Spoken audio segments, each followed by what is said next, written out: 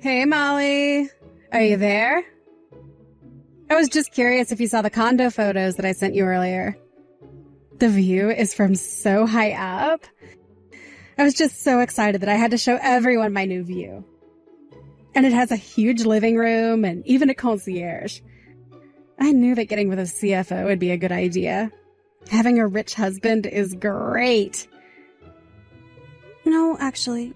I didn't look at the photo, and I don't appreciate all your bragging. So please just leave me alone, alright? You know, if you don't want to talk to me, you could always just block me. But the fact that you haven't until now means that you secretly want to hear about how amazing my life is. Yeah, that's really not what's going on here at all. And I haven't blocked you because you're my sister. I only haven't blocked you for that reason and that alone. You always have the same old lame excuses. Do you know that? If you really loved George, then you'd have blocked me by now. Or do you think that you'll somehow be able to take him back from me? Because I can tell you right now that that's not going to happen. George doesn't have even an ounce of feelings left for you, so there. Oh boy, here we go again. I'm just saying that it's clear you can't let him go. Or the fact that I was able to steal him from you.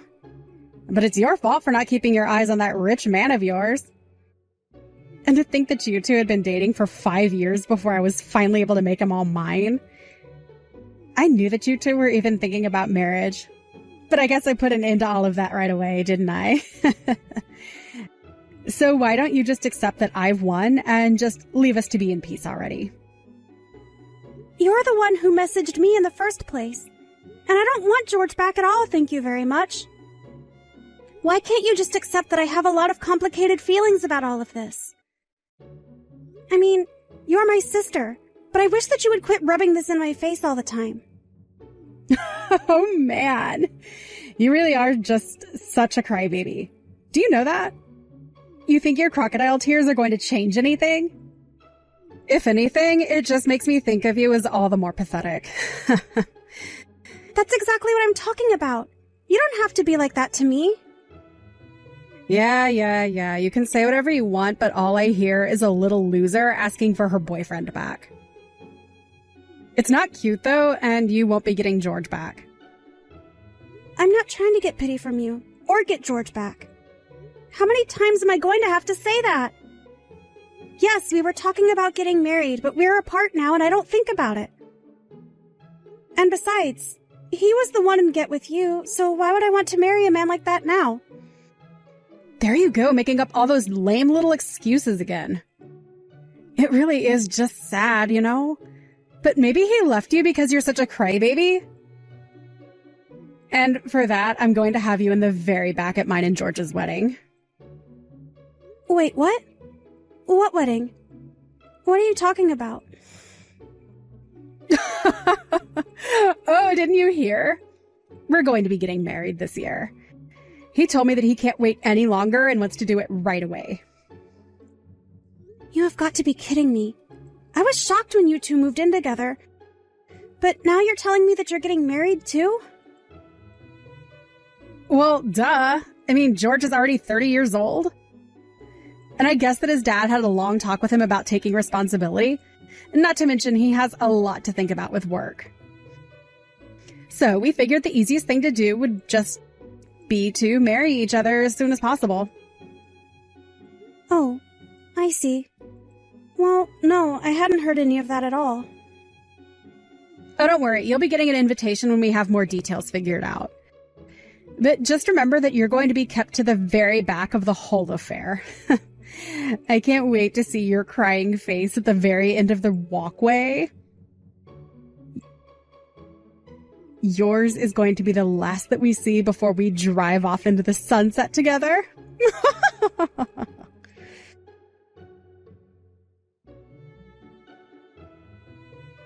Oh man, don't you have any pride for yourself, Molly? If you really want to get back together with me, you should just talk to me about it directly. What in the world are you talking about, George? I mean that I saw you just now in the office.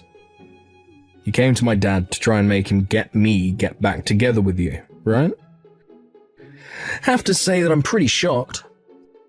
I didn't realize that you wanted me so badly. I'm a bit of a bad boy, if you hadn't noticed. Literally, what in the world are you talking about? Have you hit your head or something like that? I don't want anything to do with you ever again. And your dad called me here to talk to him about something else.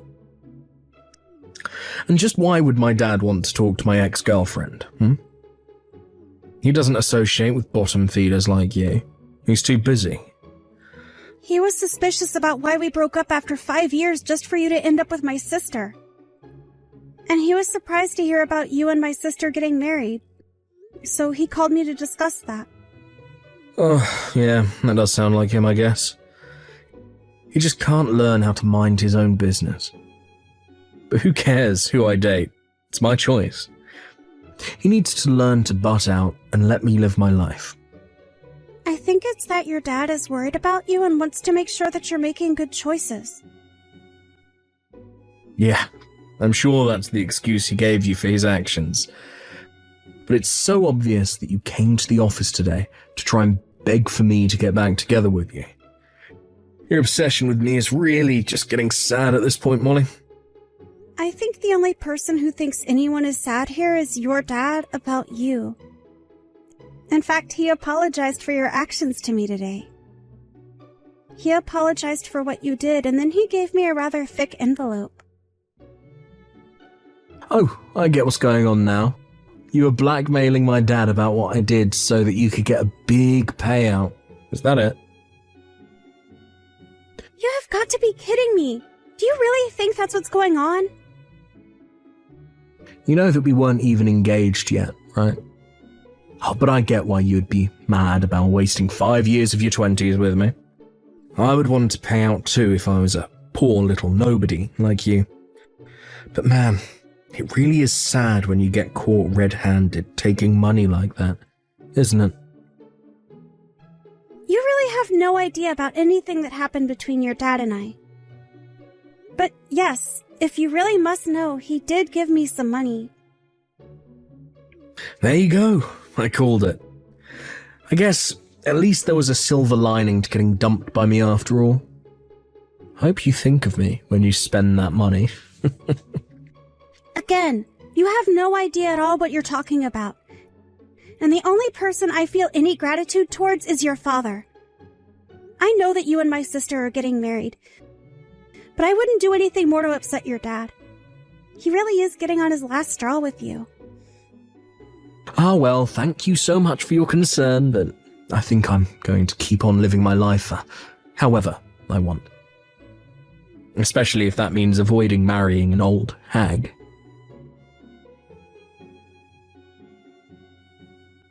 Hey there, sis. Did you get the invitation to my wedding?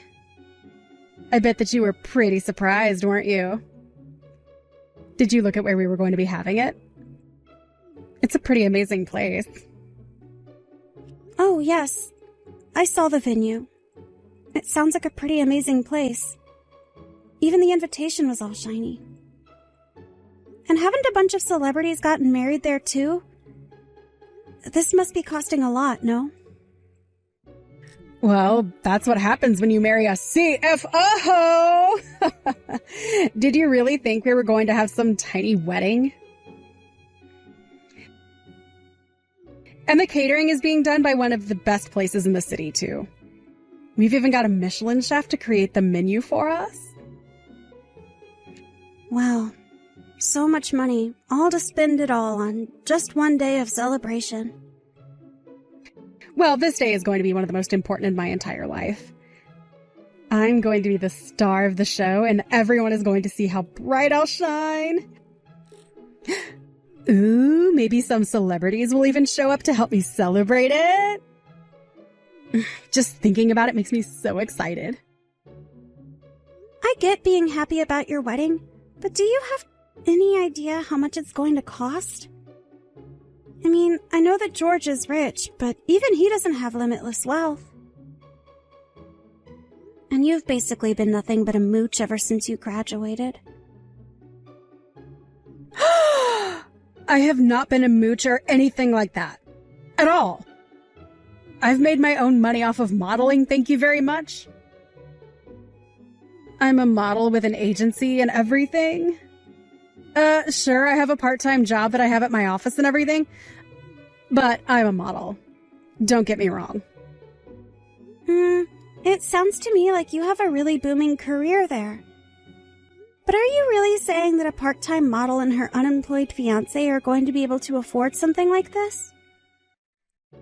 I hope you two weren't planning on trying to pay for the whole thing through your wedding gifts. Who is unemployed here? Besides, there's really nothing to worry about at all. I mean, George's dad is going to be paying for it all anyways. So we're not going to be paying for anything. Hold on a second. You mean that George's dad really said that he's going to pay for it? Oh, come on! Surely you can't be surprised about that, right? I mean, of course he was going to. George is the CFO of his company. Of course his dad is going to pay for the wedding. Not just the venue. He's going to pay for the catering and staff and everything. We won't have to spend a single dime. But what I want to know is, if George's dad really actually promised that he would pay for your wedding, I mean, did he actually say those things? Because as far as I know, his dad really didn't seem to approve of his son sneaking around one bit. Oh, George told me all about how you were called into his father's office and how you probably tried to rat us out for your own benefit. But even then, there was no scolding that came or anything. Don't you get it? This just proves that I've won. I'm in and you're out, and that's that. He clearly approves of our wedding, and it's obvious that he's going to support us. Okay, I mean, I wasn't going to throw a fit about it or anything like that. I was just curious about what he said is all. And just why in the world do you even care now that this doesn't even involve you, huh? Did you really think his dad wouldn't support his own son? I mean, you know that George is going to take over the company once his dad steps down, don't you? There's no way that he wouldn't pay for a wedding with so much on the line. Well, that's interesting that you say that, because I'm actually not so sure he is going to be taking over. You really have no idea what you're talking about. You're just jealous because we're going to have the amazing wedding that you never could. But don't worry, it's not like we're not going to invite you. In fact, the both of us really hope that you show up. We want to rub your face in our success. Well, I'm your sister, so of course I was going to be at the wedding. But you said you were going to sit me in the back. So I'm still wondering if you even have a seat actually saved for me at this point. Oh, come on. That doesn't mean you're going to miss the wedding, though, right? You have to be there to sit in the back and look all sad for us. And you have to make sure to bring us a big wedding gift. We won't be accepting anything less than about 10 grand. Hold on a second. You're not really asking your guest to be giving you $10,000 as a gift, are you? Oh, come on. This is going to be the wedding of a lifetime. Did you really think the ticket to get in was going to be cheap? Besides, don't you want to come and see your one and only little sister getting married? This is never going to happen again. Surely money's no object for you to be there for me, right? What in the world are you talking about? How can you seriously be asking for that? That's just absurd. But you're missing some of the perks that you get of sitting in the front row. That means that when you walk through the door, you've already found your seat. Honestly, in a lot of ways, you're getting the VIP treatment. Don't you see that? I have no idea who in their right mind would pay $10,000 for entrance into any kind of wedding. But I'm certainly not going to be shelling out that sort of cash to go see some failed model get hitched. Excuse me? What did you just say? What's the matter with you? Fine then. Since you and I are sisters, you'll only have to bring $1,000. How does that sound? Now that I've given you such a huge discount, you have to show up at the wedding, right? You really are just completely out of line right now. And just why should I have to show up there anyways? Oh, come on! You're not actually going to miss this, right? One of the whole reasons I want to get married is just that I can see the disappointment on your face. Surely $1,000 shouldn't be too much for you, right? After all the strings that I'm pulling and the role that I'm giving you? Let's get something straight here. You do know that George has been disinherited, right? Wait, what? What do you mean by that? I don't understand. I mean that's why I've been wondering if you're really going to be able to pull off having such a huge wedding. That's why I said it'll be a wedding for a wannabe model and her unemployed husband. And I really don't know about bringing $1,000 just for that. Wait a second. I don't understand. What is this? What are you talking about? What do you mean he's been disinherited? So I guess you still haven't heard the news then, right? But I think you should go and ask George or his dad as soon as you can. And you should also go and find out just who is going to be paying for that wedding. You might just be able to save yourself. Or your wedding if you try and act fast.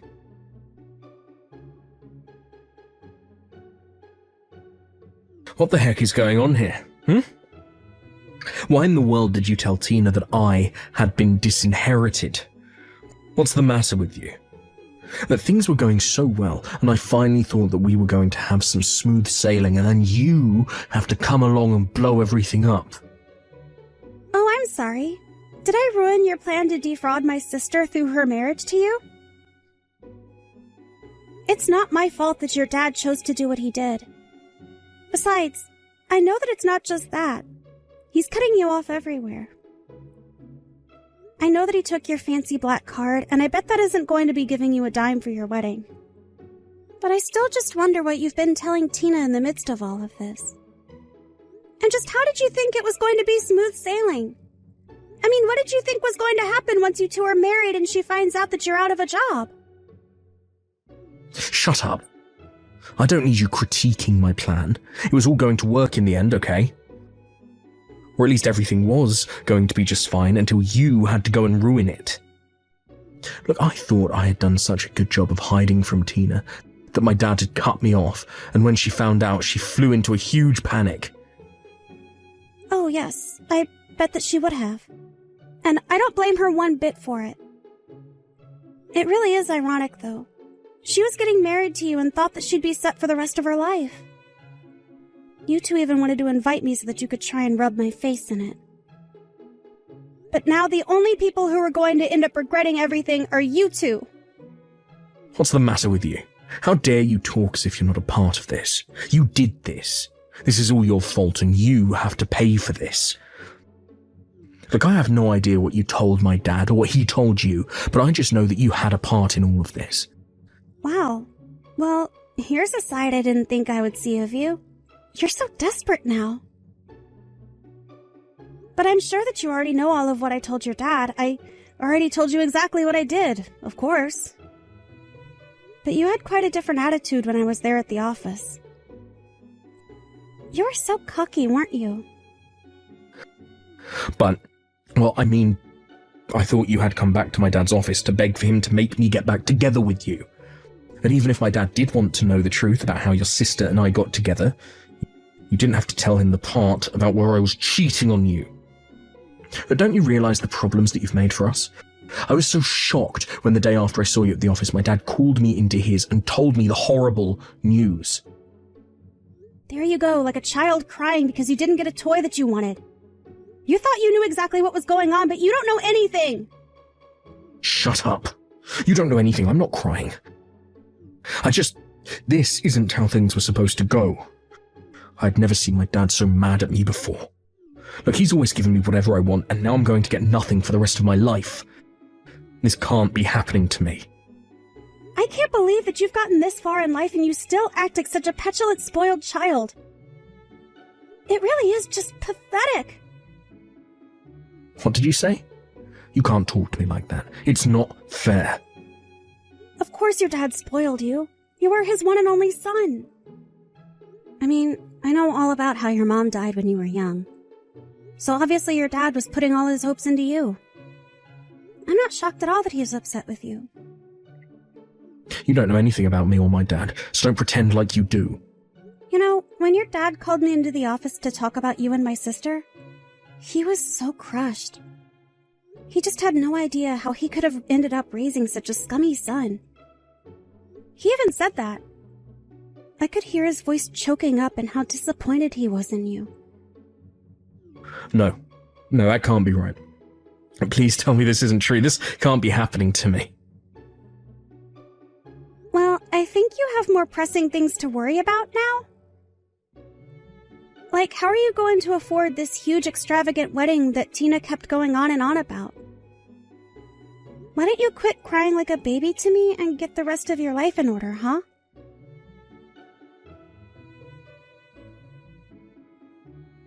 After that, Tina messaged me crying about how overnight their wedding budget had been literally decimated. She realized that she was never going to get the huge wedding she'd been bragging about. But Tina was freaking out about the wedding and wondering about how she was going to get out of her relationship with George before it was too late. She missed her chance to act. George had already sent the wedding certificate to be filed away, and wedding or no, the two were legally husband and wife now. The two of them ended up moving into a cramped little apartment and had to take the first job that they could find. George begged his father for money over and over, but it was no use. He even burst into his father's building to beg for help, but George's dad later told me was carried out by security promptly. Ever since then, Tina has been too busy handling her own crazy life with her own terrible husband to bother me anymore. As I mentioned above, George's father and I still keep in touch. I had heard from some of the staff about how angry he had gotten at his son, but to me he had never been anything but kind and courteous. As for me, I was more or less able to rid myself of Tina and George and simply went on with my life. I was glad to have dodged that bullet and was satisfied that I had put an end to Tina's wedding plans before she would have ended up with the bill for such a huge affair. Whether she'll ever see it that way is another issue. Thank you for watching! If you liked this video, please give it a thumbs up and don't forget to subscribe to see more content like this.